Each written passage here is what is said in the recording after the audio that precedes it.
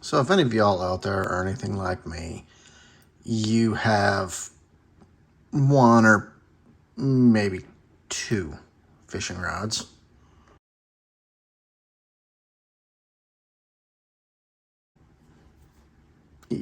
Yeah, can I just claim to be really bad at math? Anyway, transportation becomes a bit of an issue when you have more than one rod to contend with transporting. And you start to get a little more finicky when some of them are high dollar. So I have been on a never-ending quest since we no longer have a truck and we have a small SUV, how I transport rods, because you could have a $1,200 saltwater fly rod that was 4 pieces, and that was fine. But your $400 musky rod, that only comes in 1 piece. I don't know. I don't pretend I understand the rules. I just tend to play by them. Here's your sign. Sort of. Sometimes. Okay, not really. Anyway, it becomes an issue when you have 8.5 foot long, very expensive hunks of carbon fiber and graphite that you want to tow around with you that are somewhat fragile. So I've tried multiple different things. I've tried a bazooka tube, and that works relatively well for smaller rods. Fully extended, it's a noodle. I don't like it. Smaller rods, it actually carries them relatively well. But what I have decided upon for my high dollar stuff is a 6-inch Schedule 40 PVC pipe. And I ratchet strap it to within an inch of its life to the luggage rack on our car. I wanted to get a larger diameter tube, but when I saw the pricing of it, I went, yeah, I'm good. Yeah, and honestly, a 9-foot hunk of Schedule 40 6-inch with caps on each end, filled with a bunch of really expensive rods. A, it's heavy, and B, it's scary enough the thought of you have that much money in there that could go launching off the top of your car and shatter into a million pieces in front of your eyes. That would be a bad day.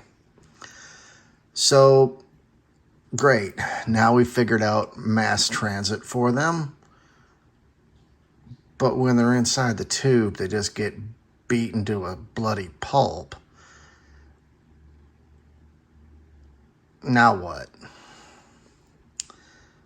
So I have tried all kinds of different bags and socks, and I'm going to kind of talk about that a little bit because I've kind of found a couple different solutions that I like. Both have their limitations. This is the 6th rod sock, and then this is just they're all the same. Some of them have a little different end, and we'll talk about that in a second. But I've got all kinds of different brands of these little woven guys here. We're just going to lump all these into kind of their own category because I think they're all the same. I can't tell a whole lot of difference between any of them. Some of them are like $2, some of them are like 15. I can't see a difference. Maybe some of the finishing on some of them is a little better, but not by much. Hang on, y'all. I need... Caffeine is calling my name. Looks like I picked the wrong week to quit amphetamines.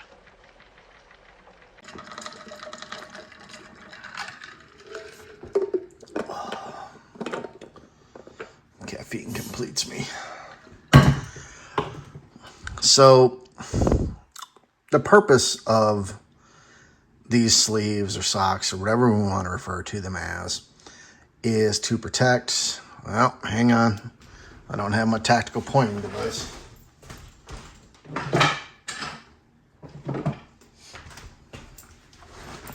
What would I do without you? The purpose of these guys here is to protect the very delicate eyes and the guides. And I mean, to a lesser extent, the blank itself. As tough as these things are, they really don't like certain kinds of impact at all. And I think a lot of times that's what happens when you hear guys, I just bought this $300 rod and it broke the first time I used it. That can happen. It can. I had a couple of really high-end fly rods that broke on like a 8-inch brook trout. Sometimes you just get a bad batch of graphite. It can happen. Other times, your rod's taking a beating that you're not even aware of. 'Tis but a scratch. A scratch? Your arm's off. No, it isn't. Well, what's that then?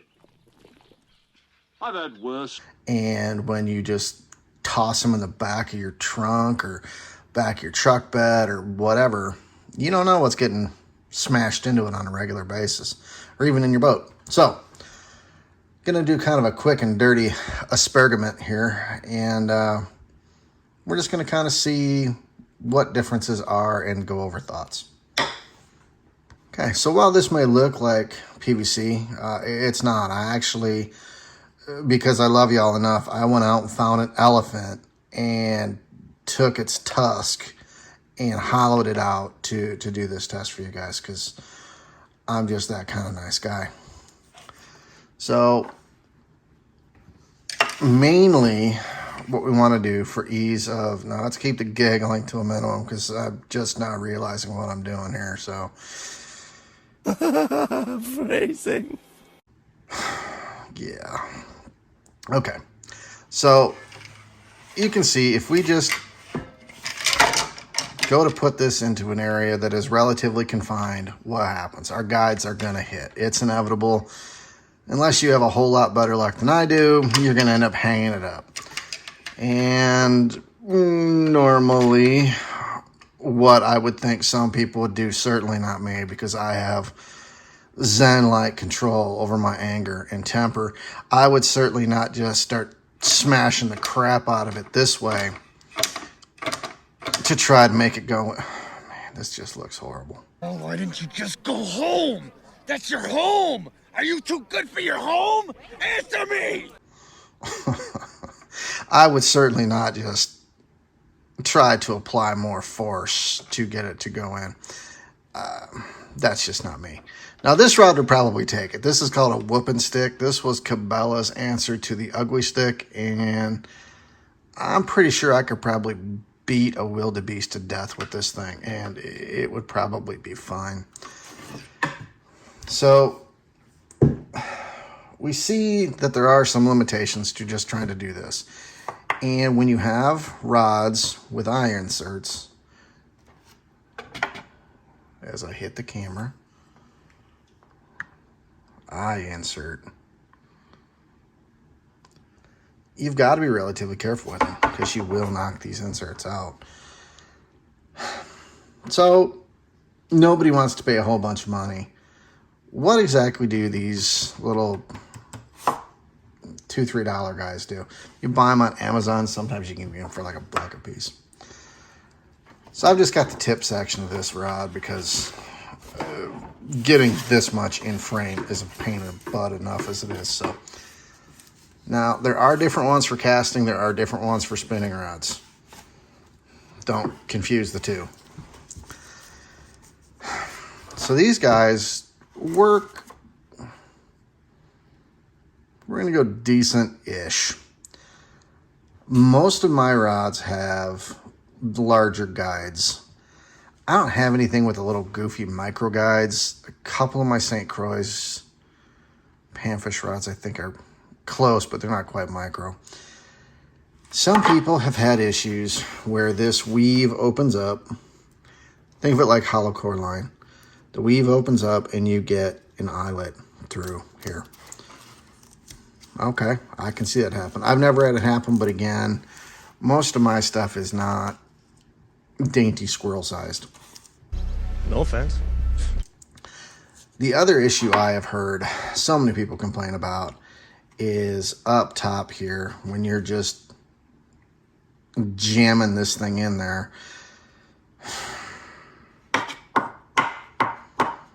Phrasing.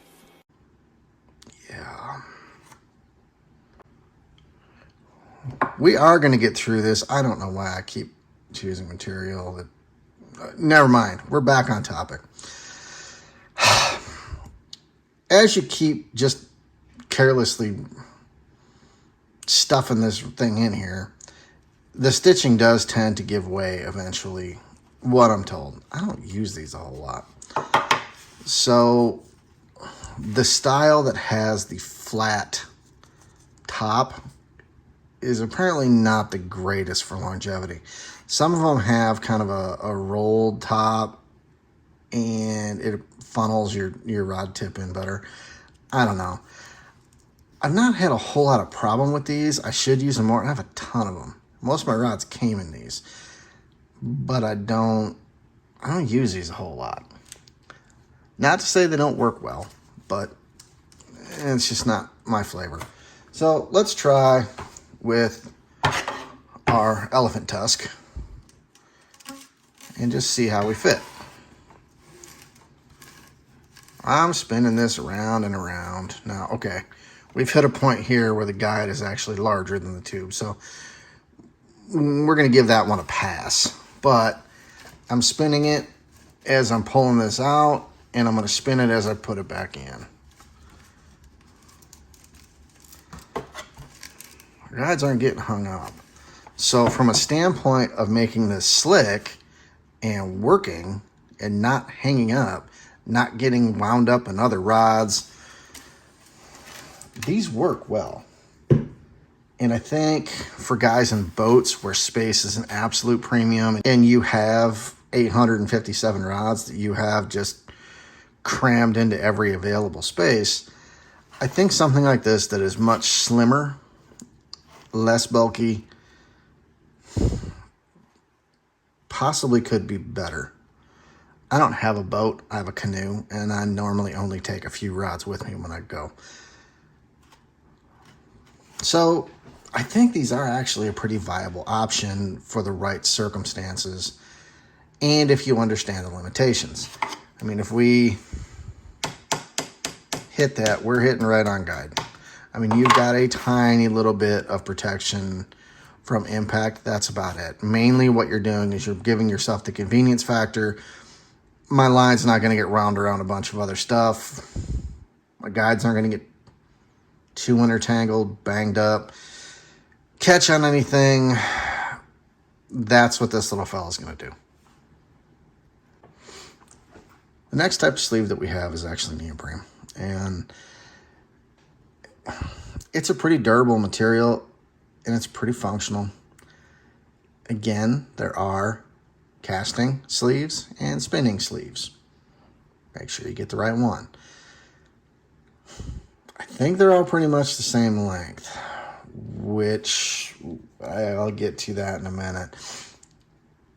I'm not overly wild about how they ride. So let's put this guy on. Now, every one of them have kind of some kind of lanyard retainer. And that is to secure down either to the reel seat, something. They all slide over.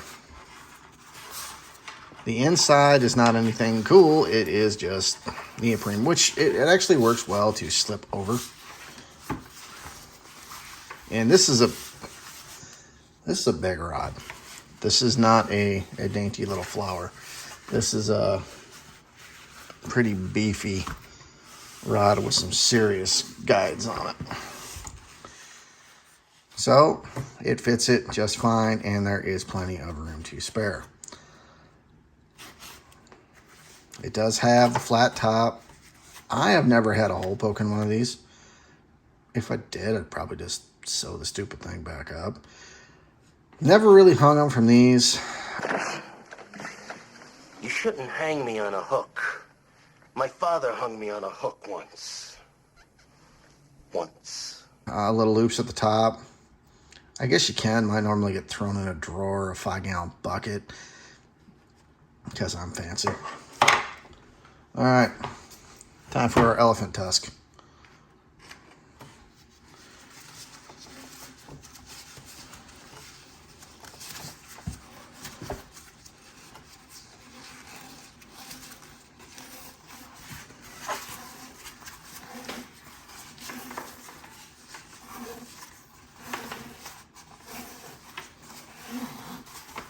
Well, this definitely goes in with a bit more resistance because there's a lot more material.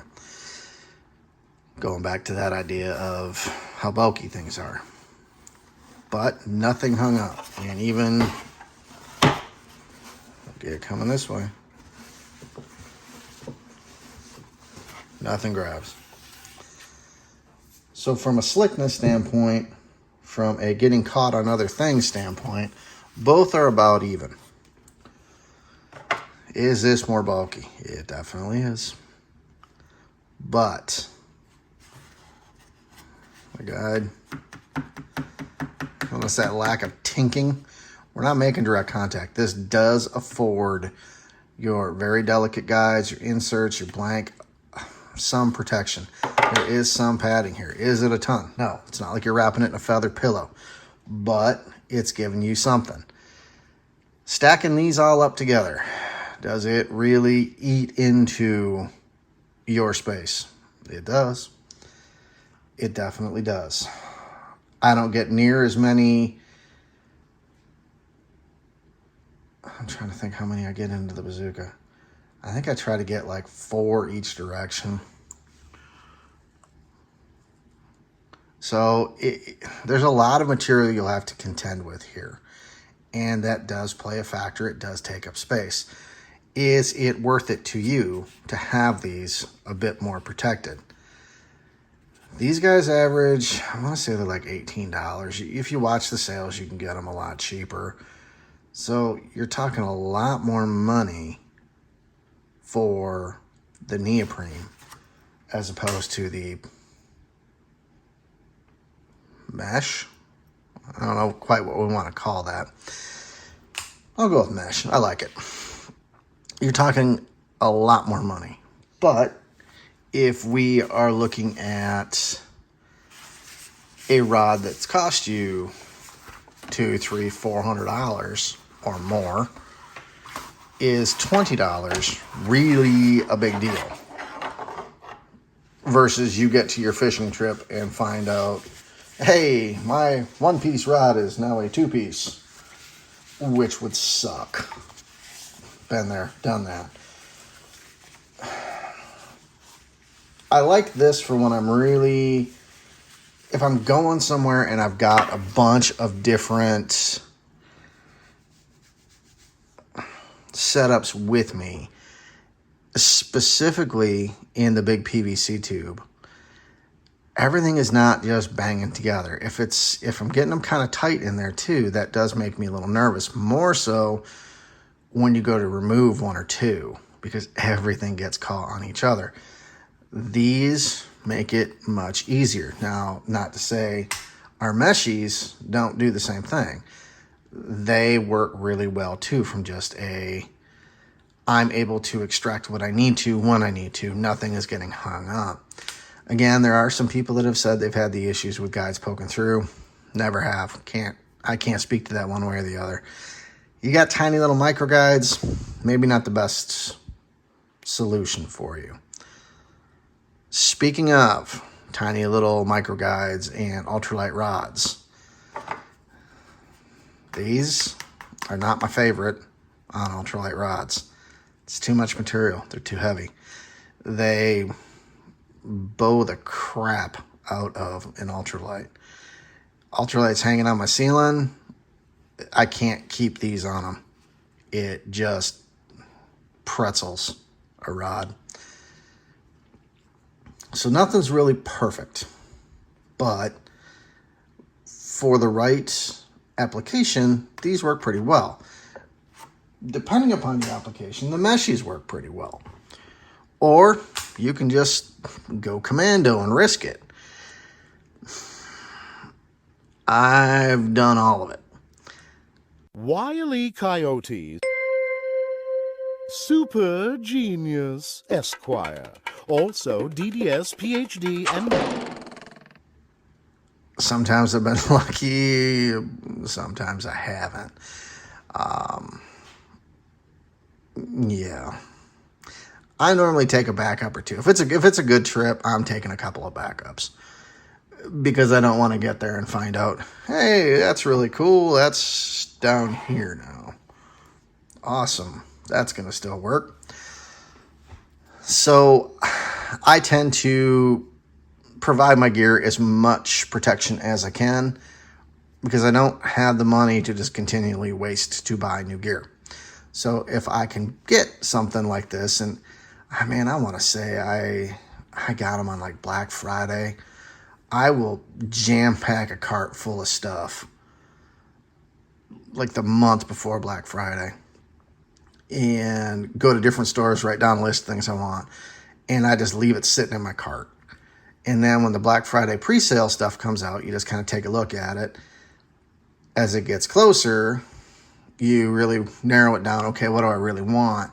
And then at like 12:01, I will go and look at all my different carts. What I really want gets looked at first. And, sometimes I want to say I paid like $8 a piece for these. I bought a bunch of them, but I think I got them cheap. And to me, it's a good investment. Did I buy more than I needed? Well, I did. But I know I will find more rods I can't live without because they complete me. I have issues. Don't judge me. So this is a very long-winded review of little crappy pieces of cloth you put over top of a fishing rod. I don't know if it helped you. I don't know if you laughed at it. Guys, take care of yourselves. Take care of each other. I'm going to go take care of myself by popping in an IV of straight caffeine, I think, because it is failing today. So, bye.